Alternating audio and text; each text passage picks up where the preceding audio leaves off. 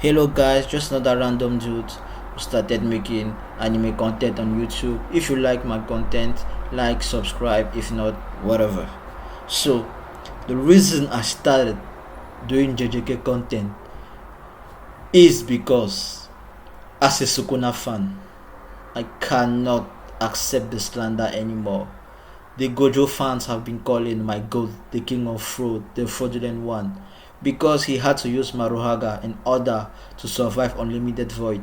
Therefore, they conclude that Heian era Sukuna or Sukuna in Yuji's body will get destroyed by Gojo. You stupid nigga! Which is simply wrong, because by doing so, they ignore the factors that led to Sukuna being caught in Unlimited Void in the first place.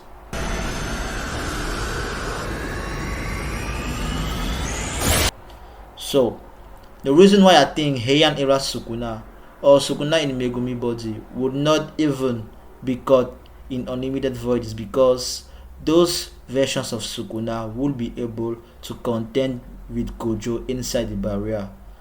Let's not forget that the only reason why Sukuna was caught inside Unlimited Void is because he sustained heavy injuries in their battle inside the domain from their previous clash, and needed to heal his injuries and his curse technique with RCT before expanding his domain, while Gojo just needed to heal his curse technique burnout.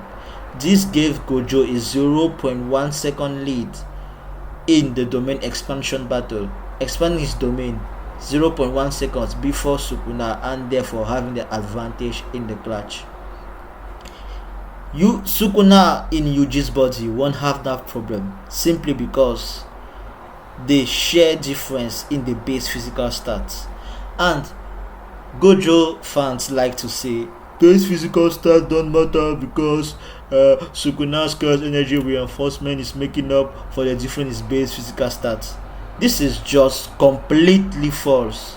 Shut up, bitch! Because that's not how multiplication works. Simply not. Or even addition, if you want, for that matter. If let's go in Dragon Ball power level to make it easier. If Megumi base strength without curse energy reinforcement is a 2, and Yuji will be at least 100, because as we know, Yuji can already throw cars without curse energy reinforcement, while Megumi need to.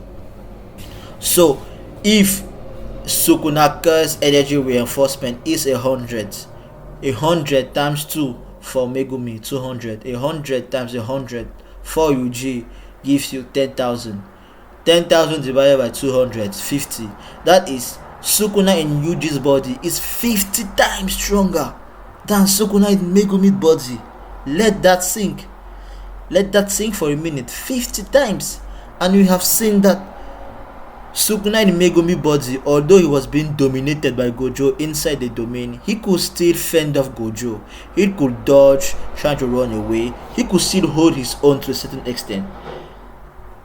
Make this Sukuna 50 times physically stronger. That would be more than enough for him to contend with Gojo inside the domain. Now for Heian era Sukuna base physical stat can't be as strong as Yuji. Let's say Heian era base physical stats without curse energy is a 10, Megumi is a 2. We apply the same multiplier. 100 times 10, 1000. 100 times 2, 200. 1000 divided by 200, 5. So we have Heian era Sukuna physically 5 times stronger than this version of Sukuna. That version had 2 more arms plus 2 curse tools. Therefore, we have physical stats, you have curse tools that are at least special grade level or maybe grade 1 at the lowest, and 2 more pair of arms. I think this will be enough to contend with Gojo. Because let's not forget the only reason, let's really not forget the only reason Gojo is dominating Sukuna is because Sukuna can only use domain amplification and no curse techniques. Heian era Sukuna will have his curse tool to make up for the inability to use his curse techniques. Will be 5 times stronger plus having 2 arms. While in Yuji's body, his base physical stat plus reinforcement will just be 50 times stronger. That would be more than enough to contend with Gojo. If we go with this hypothetical further,